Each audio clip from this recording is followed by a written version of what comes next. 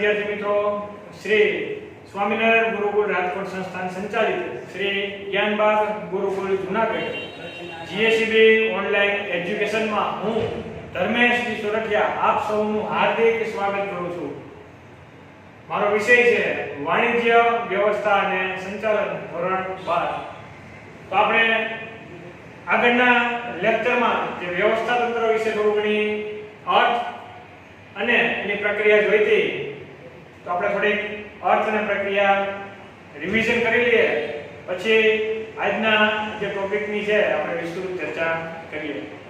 તો પહેલા આપણે વ્યવસ્થા તંત્રનો અર્થ જોયો તો અર્થ જોઈ લઈએ। તો વ્યવસ્થા તંત્ર એટલે સમાન હેતુની સિદ્ધિ અર્થે પ્રવૃત્ત થયેલા વ્યક્તિઓ વચ્ચે સત્તા અને જવાબદારીની સોંપણી કરતું જે માળખું એટલે વ્યવસ્થા તંત્ર। પછી આપણે ચેસ્ટર આ બર્નાર્ડનો અર્થ જોયો તો બે કે તેથી વધુ વ્યક્તિઓના સહકાર દ્વારા થતી પ્રવૃત્તિ એટલે વ્યવસ્થા તંત્ર। બે કે તેથી વધુ વ્યક્તિઓના સહકાર દ્વારા થતી જે પ્રવૃત્તિ એટલે વ્યવસ્થા તંત્ર। એ જે અર્થ હતો એ ચેસ્ટર આઈ બર્નાર્ડનો। પછી આપણે જોઈ હતી વ્યવસ્થા તંત્રની પ્રક્રિયા જોઈ હતી। તો પ્રક્રિયાનું મેં તમને એક ચાવી આપેલી હતી। આ ચાવી હતી હે કાકા 20 આવ્યો। એમાં આ જે પ્રક્રિયા છે એ જોઈ લે। હે એટલે હેતુઓની સ્પષ્ટતા, કા એટલે કાર્યોની યાદી તૈયાર કરવી, બીજો કા એટલે કાર્યનું વિભાગીકરણ, વી એટલે વિભાગીય હોદ્દાઓ અને લાયકાત નક્કી કરવી, સ સત્તા અને ફરજોની સોંપણી, આ તો આંતર સંબંધોની સ્થાપના, આ વ્ય તો વ્યવસ્થા તંત્રનો નકશો તૈયાર કરવો। એટલે હે કાકા 20 આવ્યો જે વ્યવસ્થા તંત્રની આખી પ્રક્રિયા હતી। તો હવે આજનો જે મારો ટોપિક છે કે આપણે રૈખિક વ્યવસ્થા તંત્ર। તો રૈખિક વ્યવસ્થા તંત્ર ઉપર આપણે વિસ્તૃત અભ્યાસ કરીએ। એ પહેલા આપણે જોઈએ તો વ્યવસ્થા તંત્રના મુખ્યત્વે 5 પ્રકારો પડે છે। રૈખિક વ્યવસ્થા તંત્ર, કાર્યાનુસાર વ્યવસ્થા તંત્ર, વૈધિક વ્યવસ્થા તંત્ર, અવૈધિક વ્યવસ્થા તંત્ર અને શ્રેણિક વ્યવસ્થા તંત્ર। એમાંનું આ વ્યવસ્થા તંત્ર એટલે કે રૈખિક વ્યવસ્થા તંત્ર। તો આ રૈખિક વ્યવસ્થા તંત્ર છે એની આપણે વિસ્તૃત માહિતી મેળવીએ। તો આ રૈખિક વ્યવસ્થા તંત્ર છે એ વ્યવસ્થા તંત્રના જે પ્રકારો મેં તમને કીધા 5 પ્રકારોમાં સૌથી પ્રાચીન અને સરળ જે પ્રકાર છે એ આ રૈખિક વ્યવસ્થા તંત્ર છે।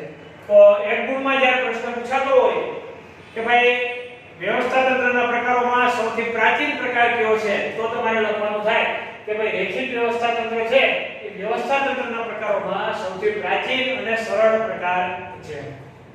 પછી આ વ્યવસ્થા તંત્રનો ઉપયોગ છે લશ્કરમાં ઉપયોગ થાય છે, માટે તેને લશ્કરી વ્યવસ્થા તંત્ર કહેવામાં આવે છે। આ વ્યવસ્થા તંત્રનો ઉપયોગ ક્યાં થાય? લશ્કરમાં। લશ્કરમાં શું કામ થાય એ આપણે સમજવું જોઈએ। તો આ વ્યવસ્થા તંત્રમાં છે ને એ સત્તાની વહેંચણી ક્રમશઃ સીધી રેખામાં કરવામાં આવે છે। જે ઉપર છે એ સત્તા વધુ, જ્યારે નીચે છે એ સત્તા ઓછી। જ્યારે સીધી રેખામાં લશ્કરી જે શિસ્ત હોય છે આખો સીધી રેખામાં વ્યવસ્થિત જે ઉપર હોય છે તેનો સૌથી હોદ્દો ઉપરના ભાગમાં હોય છે, ઊંચા હોય છે, જ્યારે નીચેનો જે વ્યક્તિ છે એનો હોદ્દો સૌથી ઓછો હોય છે। એટલે સીધી રેખામાં આ વ્યવસ્થા તંત્રનો ઉપયોગ કરવામાં આવતો હોવાથી આ વ્યવસ્થા તંત્રને લશ્કરી વ્યવસ્થા તંત્ર તરીકે ઓળખવામાં આવે છે, કારણ કે આનો ઉપયોગ ક્યાં થાય છે? તો લશ્કરમાં। તો એક માર્કમાં પ્રશ્ન પૂછાતો હોય કે ભાઈ રૈખિક વ્યવસ્થા તંત્રનો ઉપયોગ છે અથવા રૈખિક વ્યવસ્થા તંત્રને કયા નામે ઓળખવામાં આવે છે? તો આપણે કહેવું પડે રૈખિક વ્યવસ્થા તંત્રને લશ્કરી વ્યવસ્થા તંત્ર તરીકે ઓળખવામાં આવે છે। પછી આપણે જોઈએ આ વ્યવસ્થા તંત્ર છે એમાં સત્તાનું કેન્દ્રીયકરણ ઉચ્ચ સપાટીએ કરવામાં આવે છે। સત્તાનું કેન્દ્રીયકરણ એટલે સત્તા ઉચ્ચ સપાટીએ કેન્દ્રિત રાખવી, ઉચ્ચ સપાટીએ સત્તા કેન્દ્રિત રાખવી એટલે કેન્દ્રીયકરણ। આ વ્યવસ્થા તંત્રમાં ઉચ્ચ સપાટીએ કેન્દ્રિત રાખેલા સંચાલક મંડળ છે એટલે સંપૂર્ણ સત્તા છે। ધંધાકીય કંપની સંપૂર્ણ સત્તા કોની પાસે હોય? સંચાલક મંડળ પાસે બધી સત્તા। પછી સત્તાની વહેંચ છે પણ સૌપ્રથમ તો સત્તા કોની પાસે હોય છે? સંચાલક મંડળ પાસે। એટલે આ વ્યવસ્થા તંત્રમાં સત્તાનું શું કરવામાં આવે છે? કેન્દ્રીયકરણ ક્યાં થાય છે? ઉચ્ચ સપાટીએ। તો તમને યાદ હોય તો આપણે પહેલા ચેપ્ટરમાં સંચાલનની સપાટીઓ જોઈ હતી। હા, ઉચ્ચ સપાટી, મધ્ય સપાટી અને નિમ્ન સપાટી. ઉચ્ચ સપાટી હતી તો ઉચ્ચ સપાટીમાં કોણ હતું? તો general manager, board of director, સંચાલક મંડળ. મધ્ય સપાટી હતી તો મધ્ય સપાટીમાં કોણ હતું? તો મધ્ય સપાટીમાં વિભાગીય અધિકારીઓ. વિભાગીય અધિકારીઓમાં કોણ? તો ઉત્પાદન વિભાગ, નાણાં વિભાગ, ખરીદી વિભાગ. આ બધા અલગ અલગ પ્રકારના વિભાગો હતા. પછી નિમ્ન સપાટી એટલે કે તળ સપાટી. તળ સપાટીમાં કોણ હતું? નિરીક્ષકો, જોબરો, ફોરમેનો. આ બધાનો સમાવેશ ક્યાં થતો? તો તળ સપાટીમાં. તમને યાદ હોય તો એના બધા નામે હતા. આપણે આ બધા જે નામ છે એ બધા નામ કયા પ્રકારના હતા કે ઉચ્ચ સપાટીને કયા નામે ઓળખવામાં આવે, મધ્ય સપાટીને કયા નામે ઓળખવામાં આવે અને તળ સપાટીને કયા નામે ઓળખવામાં આવે. એ પાછું એકવાર તમે જોઈ લેજો. નેક્સ્ટ લેક્ચરમાં હું તમને કહીશ કે કયા નામે ઓળખવામાં. એટલે તમે યાદ રાખીને બેસજો અને ત્યારે આપણે પછીના લેક્ચરમાં એનું આપણે રિવિઝન કરશું. તો આપણે જોઈએ ઉચ્ચ સપાટીએ છે એ સંચાલક મંડળ. પછી વાત કરીએ ઉચ્ચ સપાટીએ સત્તાનું કેન્દ્રીયકરણ કરવામાં આવે. સત્તા અને જવાબદારીની વહેંચણી ઉચ્ચ સપાટીએથી તળ સપાટીએ સીધી રેખામાં કરવામાં આવતી હોવાથી આ સપાટીને રૈખિક વ્યવસ્થા તંત્ર તરીકે ઓળખવામાં આવે છે. તમે હું કીધું છે ત્યારે સત્તાની વહેંચણી કેવી રીતે થાય? ઉચ્ચ સપાટીએથી ક્રમશઃ નિમ્ન સપાટી એટલે કે તળ સપાટી. એટલે ઉચ્ચ સપાટીએ સત્તા વધુ, તળ સપાટીએ સત્તા ઓછી. એટલે સીધી રેખામાં કરવામાં આવે છે. સત્તા આડાવી નથી વહેંચાતી. ક્રમશઃ જે ઉપર છે એનું સ્થાન, જે ઉપર છે એમ સત્તા વધુ છે એના કરતા ઓછી સત્તા, એના કરતા આ ત્રણેયની ઓછી સત્તા, એના કરતા આ જે છે 6 વિભાગોની ઓછી સત્તા, એના કરતા કારકુનો, સુપરવાઇઝરો, કારકુન, પછી કારકુન, સેલ્સમેન, કર્મચારી એની ઓછી સત્તા, એના કરતા ઓછી ફોરમેનની સત્તા અને સૌથી ઓછી કામદારોની સત્તા.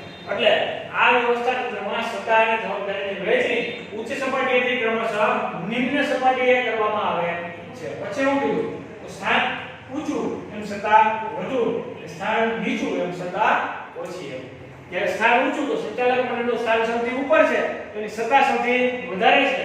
જ્યારે કામદારો, ફોરમેનો છે એનું સ્થાન નીચું છે એની સત્તા ઓછી છે. પછી એની રચના. તો રચના ધંધાકીય એકમે જુદા જુદા વિભાગમાં વહેંચવામાં આવે છે. ધંધાકીય એકમને કે અલગ અલગ પ્રકારના વિભાગમાં.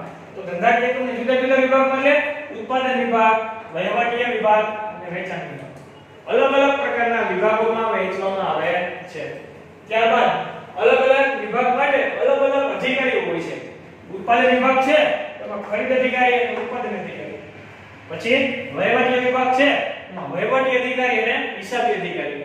પછી વેચાણ વિભાગ છે તો વેચાણ વિભાગમાં વેચાણ અધિકારી અને વિજ્ઞાપન અધિકારી. પછી આગળ જોઈએ આપણે તો વિભાગના કાર્ય માટે દરેક ઉપરી અધિકારીને જવાબદાર. વિભાગના કાર્ય માટે કોને જવાબદાર? ઉપરના અધિકારીને. તો ખરીદ અધિકારી છે અને ઉત્પાદન અધિકારી છે તો વિભાગનું જે કઈ કામ હોય કોને જવાબદાર છે? ઉત્પાદન વિભાગ. એવી જ રીતે વહીવટી અધિકારી છે અને હિસાબી અધિકારી છે કોને જવાબદાર? તો વહીવટી વિભાગ. પછી વેચાણ અધિકારી છે અને વિજ્ઞાપન અધિકારી છે કોને જવાબદાર? તો વેચાણ વિભાગને. આ જે ત્રણ વિભાગ છે ઉત્પાદન, વહીવટી અને વેચાણ, આ ત્રણે કોને જવાબદાર? General manager. જનરલ મેનેજર કોને જવાબદાર? સંચાલક મંડળને. એટલે કે દરેક છે અલગ અલગ પ્રકારના જે વિભાગીય અધિકારી અને કાર્ય માટે કોને જવાબદાર?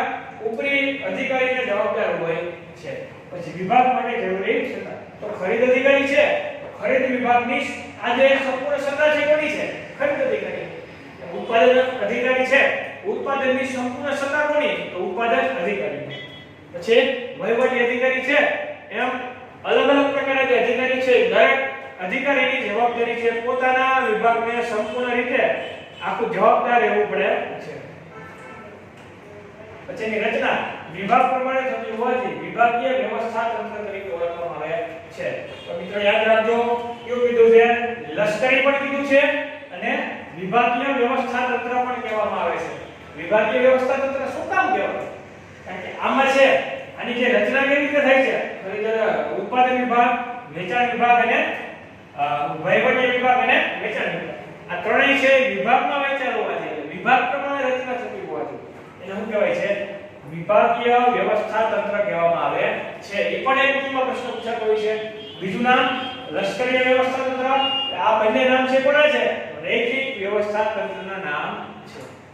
પછી આપણે જોઈએ આગળ તો આની રચના છે 3 ગુણમાં પૂછાતી હોય છે ત્યારે રચનાને કઈ રીતે આપણે લખવી જોઈએ તો હવે ધ્યાનથી સાંભળજો વિદ્યાર્થી મિત્રો રચના હું તમને સમજાવું છું જે તમારે ટેક્સ્ટ બુકમાં આપેલી છે એ પ્રમાણે આખી રચના એની ટેક્સ્ટ બુક પર સામે રાખીને તમે જોતા રહેજો એ પ્રમાણે આખી રચનાને સમજીએ તો પહેલાથી આપણે જોઈએ આ છે એની બેસિક એની રચનાની માહિતી છે હવે આ રચના આજે ચાર્ટ તમે છે એ સરળતાથી જો યાદ રાખી શકતા હો તો રચનાને તમે સમજાવી શકો છો તમારે એકવાર ચાર્ટ યાદ રહી જાય આપણે રચના છે એને સમજાવતા તો અઘરું નથી મુશ્કેલ નથી સરળતાથી તમે સમજાવી શકો છો જો હું સમજાવું છું સમજો તો સંચાલક મંડળ તો આપણે વાત કરીએ કે આ જે વ્યવસ્થા તંત્રમાં અથવા તો ધંધામાં સંપૂર્ણ જવાબદારી એટલે વ્યવસ્થા તંત્રની અથવા તો ધંધાની સંપૂર્ણ જવાબદારી કોની પાસે હોય છે સંચાલક મંડળ પાસે હોય છે સંચાલક મંડળ છે એ દરેક કાર્યનું વિભાજન છે એ કોને આપશે જનરલ મેનેજરને સંચાલક મંડળ જે સત્તા છે એ સત્તાની વહેંચણી છે એ જનરલ મેનેજરને કરે છે સંચાલક મંડળ જે જનરલ મેનેજરને સત્તા આપશે આ જનરલ મેનેજર છે જે આપેલી સત્તા છે એ સત્તાને ક્યાં વહેંચશે ઉત્પાદન વિભાગમાં વહીવટીય વિભાગમાં અને વેચાણ વિભાગમાં કહેવાનું કે જનરલ મેનેજરને સંચાલક મંડળ આપેલી સત્તા છે એ અલગ અલગ પ્રકારના 3 વિભાગમાં વહેંચવામાં આવે છે જેમ કે ઉત્પાદન વિભાગ વહીવટીય વિભાગ અને વેચાણ વિભાગ આ વેચાણ વિભાગ વહીવટી વિભાગ અને ઉત્પાદન વિભાગે જનરલ મેનેજરે આપેલી સત્તાઓનું પાલન કરવાનું રહે છે એવી જ રીતે ઉત્પાદન વિભાગમાં કોનો સમાવેશ થાય ઉત્પાદન વિભાગમાં ખરીદ અધિકારી અને ઉત્પાદન અધિકારીનો સમાવેશ કરવામાં આવે છે તેવી જ રીતે વહીવટી વિભાગમાં વહીવટી અધિકારી અને હિસાબી અધિકારીનો સમાવેશ કરવામાં આવે છે તેવી જ રીતે વેચાણ વિભાગમાં વેચાણ અધિકારી અને વિજ્ઞાપન અધિકારીનો સમાવેશ કરવામાં આવે છે જે બંને અધિકારીઓએ પોતપોતાના વિભાગમાં આપેલી સત્તા છે એનું પાલન કરવાનું રહે છે દરેક અધિકારી છે એ અધિકારી પોતાના વિભાગને જવાબદાર રહે છે આ બંને અધિકારી છે તો ઉત્પાદન વિભાગને જવાબદાર રહે વહીવટી હિસાબી અધિકારી વહીવટી વિભાગને જવાબદાર રહે જ્યારે વેચાણ અને વિજ્ઞાપન અધિકારી વેચાણ વિભાગને જવાબદાર રહે છે પછી ઉત્પાદન વિભાગમાં કોની નિમણૂક કરવામાં આવે ખરીદી કરવા માટે કારકુનની એટલે ક્લાર્ક આપણે કહીએ ને એ કારકુનની નિમણૂક કરવામાં આવે છે જ્યારે ઉત્પાદન કરવાનું હોય તો ઉત્પાદન કરવા માટે ક્લાર્ક ન ચાલે ઉત્પાદન કરવા માટે કઈ રીતે ઉત્પાદન થાય છે એના ઉપર આપણે નિરીક્ષણ રાખવું પડે આ નિરીક્ષણ માટે કોની જરૂર પડે સુપરવાઇઝરની જરૂર પડે છે એટલે જ્યારે ઉત્પાદન વિભાગ છે જે કાર્ય કરે છે એના માટે એની નીચે દેખરેખ રાખવા માટે ઉત્પાદન વિભાગમાં